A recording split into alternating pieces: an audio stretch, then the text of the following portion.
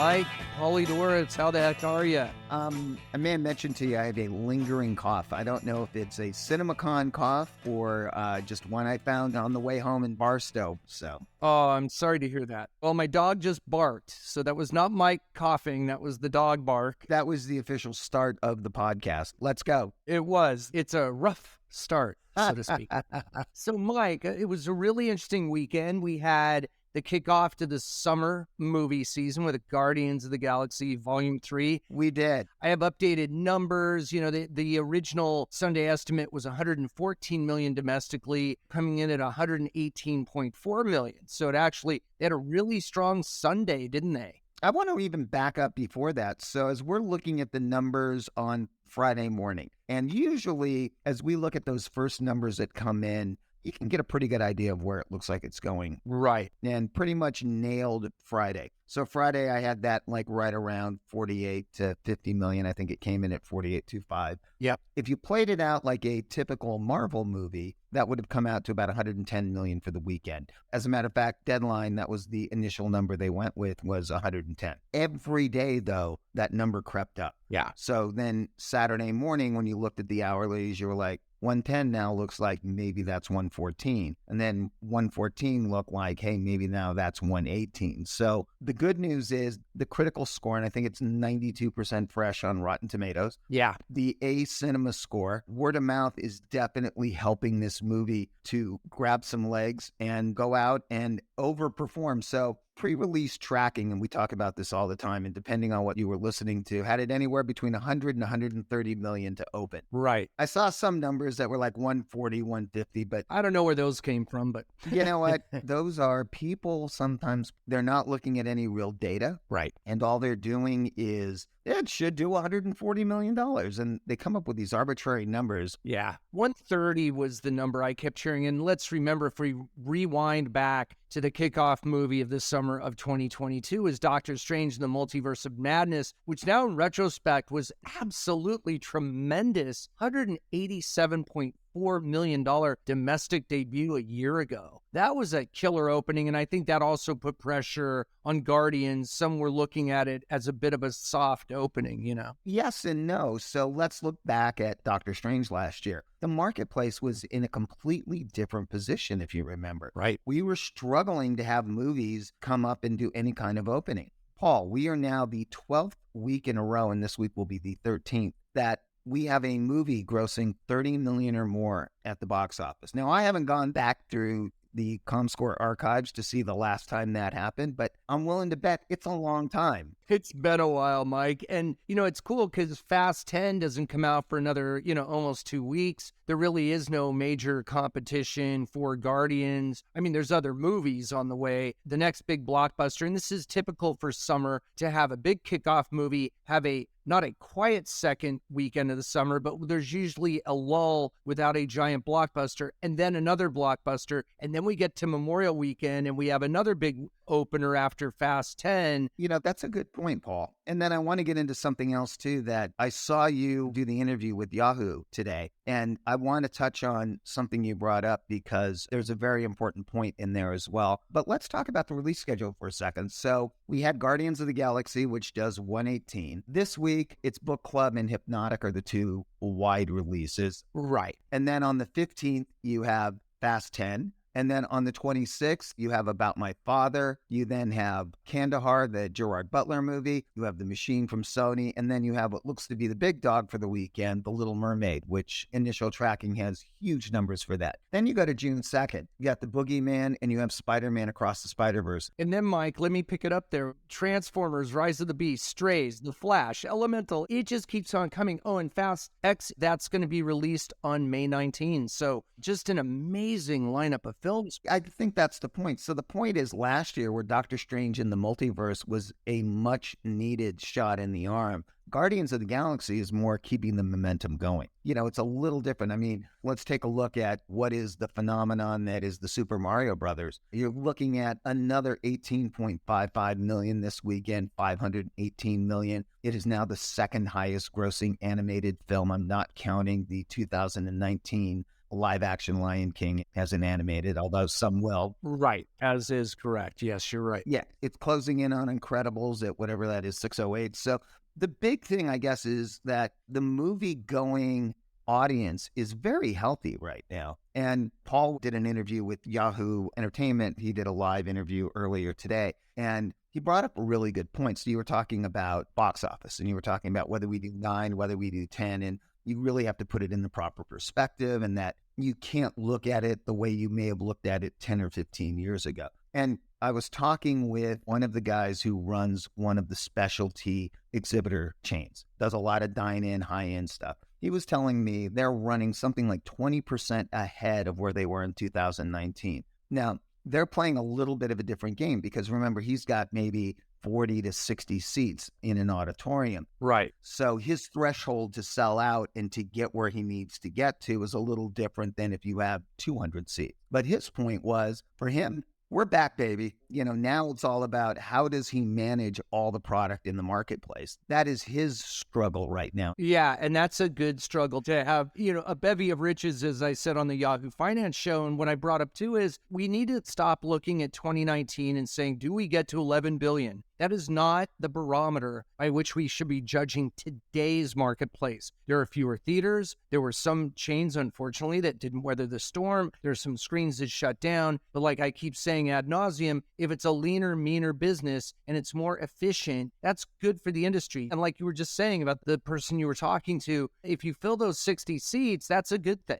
Well, that's what it comes down to. Yeah. And auditoriums are, for the most part, shrinking in size. We've gone from where the big build was, you'd have I like to call them kind of like the barns, where you would have 200, 300, 400 seats. Now we're at the point where all the new builds, Brian Schultz and Look Cinemas just built this gorgeous theater down in New York up on 57th. And I haven't been in there, but I'm guessing that Brian's biggest auditorium maybe is 100 seats or something like that. So your threshold of grossing may be lower. Your ticket value is higher, but your whole value of the entertainment proposition is higher because there's more food and beverage now. Remember, in the food and beverage piece has changed so much from what it was. It's not just popcorn and red vines now. Now it's like there are places where you can go get sushi and you can get a gourmet meal and you can get a drink. And it's a whole different experience. Premium experiences does not just apply to the size of the screen or if the seats move or if it's 3D or the sound is Dolby Atmos or whatever. It also applies to the experiential part of the food and beverage component, which is a big deal. And I think that's a really important part of this for theaters. And certainly during the pandemic, people had masks on. The emphasis went away from the food and beverage because people didn't really want to. In fact, some theaters weren't even offering that at certain points. So now it really is a business where all of these elements are firing on all cylinders. And I've run the numbers, and Mike, we're actually closing in on almost $3 billion year to date domestically. At this point a year ago, we were just over $2 billion. So we're running about 800 or so million ahead of last year at this point. Certainly, of course, we are behind 2019. But like I think you said in one of your comments I read somewhere, that difference between 23 and 19 is going to be a little elastic. It's going to change depending on what opened then and what opens now. I think like you mentioned before, it's going to be like, how do you deal with all these movies? And by deal with, I mean in a good way, that there's almost too much product, Mike. Can you imagine after we're showing 20 more films being released this summer than last summer? 20. And think about that, Paul. We talked about last year that at the end of the year, it was 40 fewer releases in 2022 than it was in 2019. And now look where you are. We're probably going to be pretty darn close when it's all said and done at the end of the year. Yeah.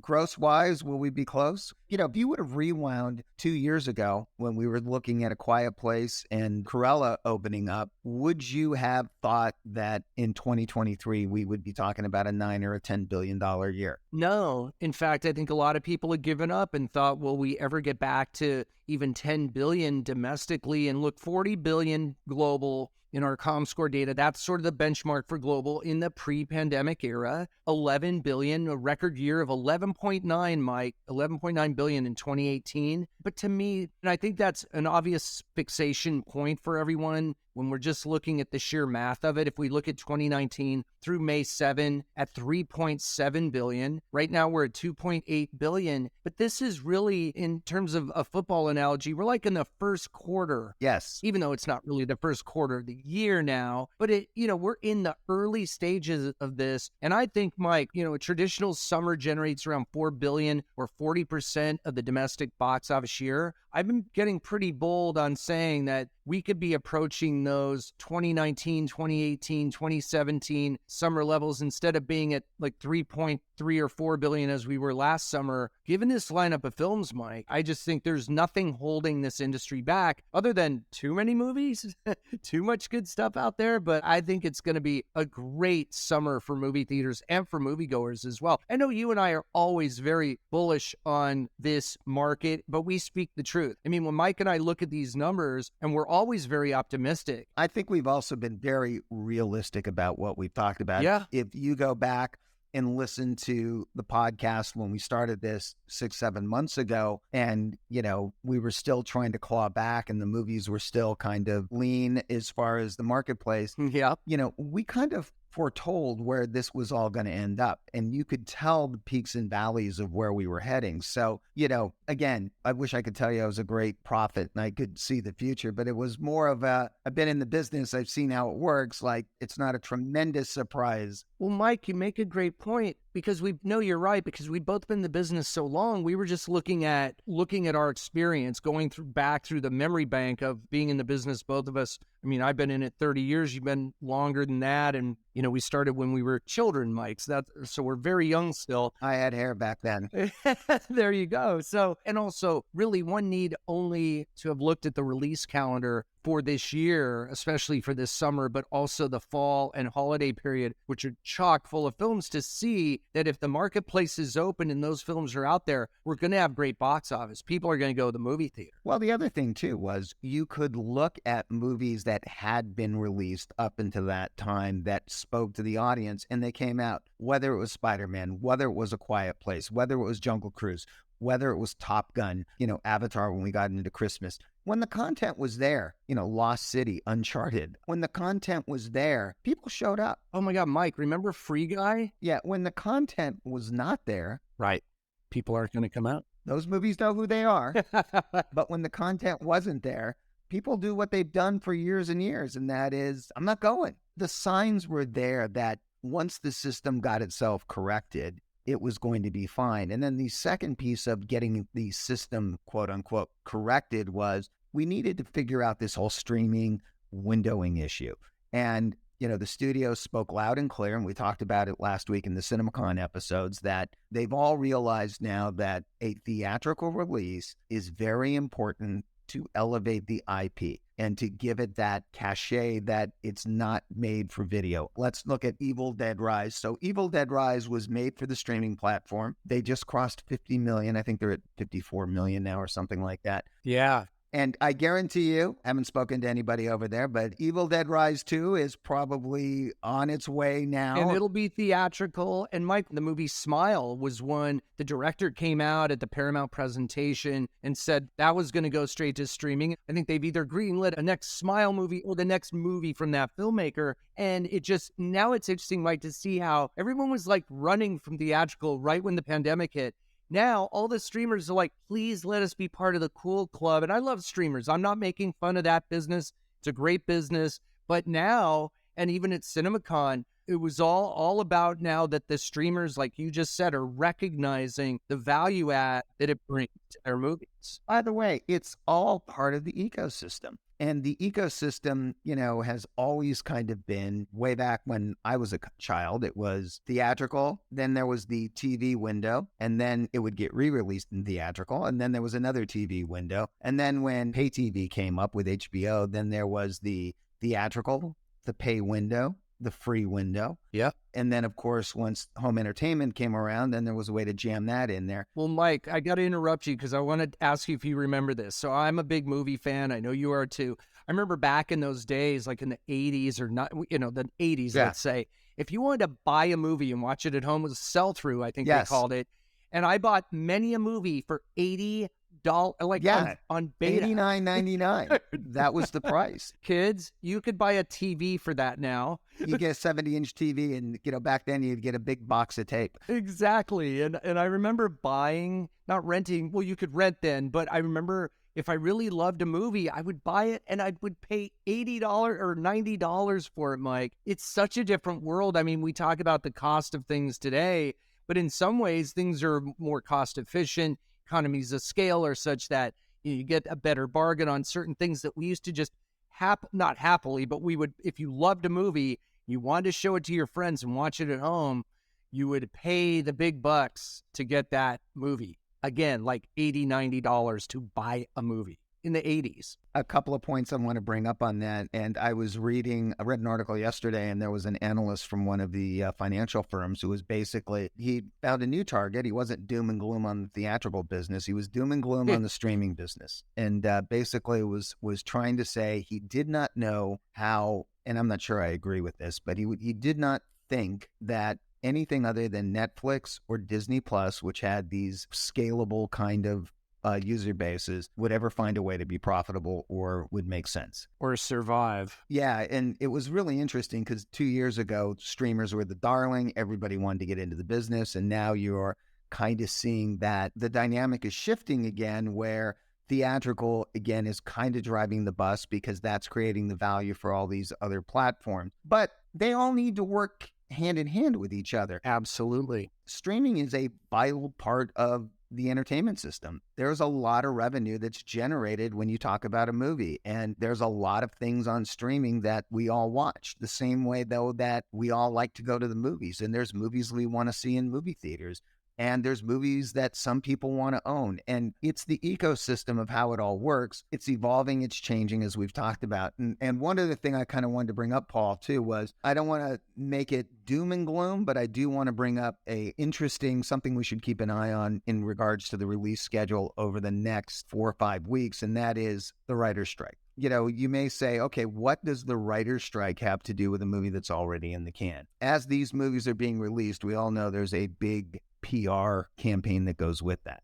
And that PR campaign includes going on the talk shows, working all of these different angles, going on Saturday Night Live, whatever it happens to be. If those shows are closed down for any length of time, that affects the PR push and may affect some of these movies for staying where they are. Well, Mike, you bring up a great point, because in my myopic view, I was just looking at it as, well, the movies are done, they're written. So how's that going to affect it? But that's a great point, because all these ancillary ways that talent gets out there or that the movies are advertised or promoted rely on these platforms that often have to have either writers or the other guilds that are in solidarity with the writers to get them out there. So it is very complex. I don't profess to be an expert on that whole part of it, like the intricacies of that, but I do think it's very important for the industry to realize this is a big deal, and even more profoundly affecting, let's say, movies down the road.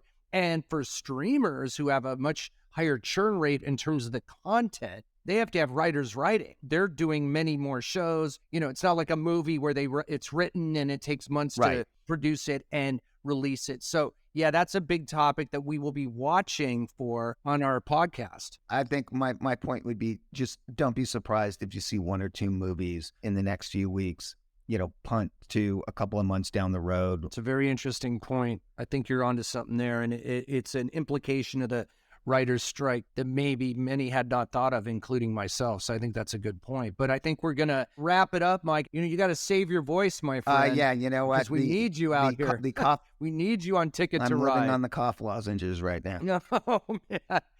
I will suggest a hot toddy, a little hot water and some whiskey. There you go. That's always the go-to. That'll put me to sleep, and that'll be the end of the day right there. Well, that is our latest. What is this, episode 25 now, I think Mike? so. We're almost Ride? at 26. That'll be 6 months. Wow. And then we had a couple of bonus episodes in there. We're going to have some interviews coming up. Yeah, we do have some interesting interviews that are coming up. I know we're going to have Sarah Whitten back, and we're going to go over some of the movies that we saw at CinemaCon and what those are. And I think Scott's going to come back, Scott Mance. We got to have Mance back, and we've got a few other mystery guests on the horizon. Stay tuned, folks. It'll be fun. All right. Well, that's your latest Ticket to Ride episode. I'm Paul DeGaravidian, Senior Media Analyst for Comscore. and Mike Polydorus, president of Paper Airplane Media. It's great to see you, Mike, on this platform that we're working with where we can actually see each other, but you're only hearing us. But great to see you as always, and I'll see you at the movies, Mike. All right. Take care, Paul. Take care, Mike. Bye.